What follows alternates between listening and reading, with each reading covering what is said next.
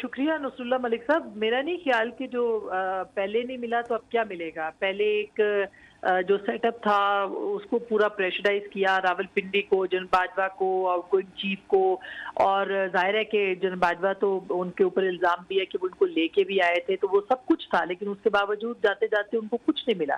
तो जब इतना प्रेशर वो बर्दाश्त कर गए तो नए आने वाले आर्मी चीफ और जो नया सेटअप है वो तो बिल्कुल भी ब्लैकमेल नहीं होगा। तो मेरा नहीं ख्याल कि इमरान खान साहब के हाथ में कुछ आएगा। जितने मुतालबे उन्होंने किए, जिस जिस तरह के का प्रेशर डाला, जिस जिस तरह के बयानात दिए, और जो उन्होंने नैरेटिव बनाया पिछले 7-8 महीने के अंदर, गद्दार, मीर जाफर, मीर सादिक, न्यूट्रल, जानवर और पता नहीं क्या क्या कुछ उन्होंने अलकाबात जो थे वो दिए, उसके बावजूद अगर पिछला सेटअप जो है वो ब्लैकमेल नहीं हुआ तो अगला सेटअप कैसे हो सकता है? क्योंकि एक बिल्कुल क्लीन स्लेट के साथ जो है वो नई इस्टेब्लिशमेंट या जो नए चीफ हैं वो अपना काम शुरू करेंगे। उनका कोई बैगेज नहीं है, उनके ऊपर कोई इल्जामात नहीं है, वो किस तरह से ब्लैकमेल होंगे? तो मेरा ख्याल है कि ये एक बड़ी क्लैरिटी है कि अगर इतने अहम वक्त के ऊपर, जबकि आउटगोइंग चीफ जो थे वो उनके ऊपर इल्जामात लगा रहे थे, उनको वो मीर जाफर कह रहे थे, वो अगर ब्लैकमेल नहीं हुए तो अगला सेटअप भी नहीं होगा। और ये इमरान खान साहब ने देखिए, आपने पिछले कुछ अरसे के अंदर क्या क्या मुतालबे किए। उन्होंने पहले इलेक्शन पे मुतालबा करते रहे, फिर वो नए आर्मी चीफ की तैनाती के हवाले से प्रेशराइज करते रहे, और पूरा एक लॉन्ग मार्च उसी को सामने रखते हुए उन्होंने डिजाइन किया। इस्लामाबाद वो पहुंचना चाहते थे और सिर्फ और सिर्फ मकसद उसका यही था कि उनका कि वो नए आर्मी चीफ के मौके के ऊपर दबाव डाल सके, लेकिन किसी भी तरह के उनके मुतालबात जो हैं उनको पजीराई नहीं मिली। और जो लॉन्ग मार्च था वो भी जाहिर है कि एक नाकाम शो था, जो कि रावलपिंडी तक पहुंचना था। और अब कल का मुझे नहीं पता वो कितना बड़ा होगा, नहीं होगा, लेकिन अगर उस पूरी हाइप के दौरान सरवाइव कर गई है इस्टेब्लिशमेंट और मौजूदा सेटअप, तो मेरा नहीं ख्याल कि आगे कोई ऐसी चीज होगी जो कि प्रेशराइज कर पाएगी। अगर रावलपिंडी में मजमा बड़ा हो जाता है, क्योंकि इस तासर ये भी कायम किया जा रहा है कि अगर ज़्यादा तादाद में लोग आ जाते हैं तो फिर इमरान खान साहब अपने मौक़िफ़ में तब्दीली लाएंगे, वो इस्लामाबाद की तरफ चल पड़ेंगे। क्या ऐसा हो सकता है? अगर हुआ तो फिर हुकूमत का रद्द-ए-अमल क्या होगा? सब इमरान खान साहब की जान को ख़तरे का जिक्र किया जा रहा है, रेड अलर्ट जारी करने की बात भी की जा रही है। वज़ीर दाखिला ने भी आज कहा कि उनकी सिक्योरिटी के हवाले से जो खदशात हैं उन तक वो पहुँचा दिए गए हैं।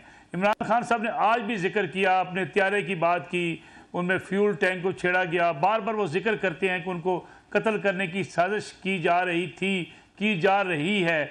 इन हालात में इमरान खान साहब बयानिया तो बना रहे हैं कि उनकी जान को ख़तरात हैं, हुकूमत भी यही कह रही है।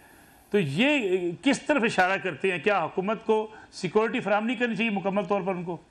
जी बिल्कुल, उनको फुल प्रूफ सिक्योरिटी देनी चाहिए, उनका हिफाजती बंदोबस्त करना चाहिए, उनको हिफाजत देनी चाहिए और उनको महफूज करना चाहिए। लेकिन एक बात और बहुत अहम है कि ये जलसा रावलपिंडी में हो रहा है और रावलपिंडी में तहरीक इंसाफ की हुकूमत है, उनके यानी पंजाब जो है वो तहरीक इंसाफ के पास है। तो मेरा ख्याल है कि सिक्योरिटी का बंदोबस्त जो है वो उसकी मुख्तलिफ लेयर्स ज़रूर होनी चाहिए, और इस बात को भी यकीनी बनाना चाहिए कि इमरान खान साहब जो हैं वो हिफाजत से हेलीकॉप्टर से चूंकि आ रहे हैं वो उतरें और हेलीकॉप्टर से ही वो वापस भी चले जाएं। तो मेरा ये सिक्योरिटी के ऊपर तो कोई दूसरी राय नहीं है, लेकिन पंजाब के अंदर इस वक्त तहरीक इंसाफ की हुकूमत है और तहरीक इंसाफ को पहले भी जो हादसा हुआ था, सानिया हुआ, अल्लाह ताला ने उनको जिंदगी दी, वो भी पंजाब में ही हुआ था, वो वजीराबाद के अंदर ही हुआ था। और इमरान खान साहब आज तक शिकवा कर रहे हैं, आज तक सिक्योरिटी की बात कर रहे हैं, आज तक सिर्फ इल्जामात रख रहे हैं, और वो उनकी हुकूमत होने के बावजूद वहाँ पे FIR जो है वो नहीं कट सकी है। तो ये ब्लेम गेम से आगे निकल के देखना पड़ेगा। लेकिन ये बात अपनी जगह बिल्कुल दुरुस्त है कि इमरान खान साहब की सिक्योरिटी जो है उसके ऊपर कोई कॉम्प्रोमाइज नहीं होना चाहिए किसी किस्म का भी, और उनकी जिंदगी सबसे ज्यादा अहम है। हुकूमत हो, पंजाब हुकूमत हो, कोई भी हुकूमत हो, एजेंसियां हो, रियासत हो, सबको उनकी सिक्योरिटी का बंदोबस्त करना चाहिए। लेकिन आसमा साहबा, जो इमरान खान साहब ने कहा, मैंने एक वीडियो रिकॉर्ड करवा कर छोड़ दी है, जिन लोगों से मुझे ख़तरा है उनके नाम भी मौजूद हैं। सियासतदान इस किस्म की चीज़ें क्या सियासी टैक्टिक्स के तौर पर इस्तेमाल करते हैं, या ये शवायद अभी से हुकूमत के हवाले कर देने चाहिए? जी मेरा ख्याल है कि अगर उनको शुबहात हैं जो कि हो सकते हैं तो उनको बाकायदा जो है वो शेयर करना चाहिए। वो FIR में नाम कटवाना चाहते हैं तो नाम कटवाने से ज्यादा जो मालूमात उन तक हैं थ्रेट्स की, वो जरूर पहुंचानी चाहिए। आज राना सनाउल्लाह साहब जो है उन्होंने भी प्रेस कॉन्फ्रेंस की, उन्होंने कुछ अलर्ट्स की बात की है कि उनके पास सिक्योरिटी अलर्ट है या जो भी जहां से भी उनको धमकियां आ रही हैं, तो वो उन्होंने बताई हैं।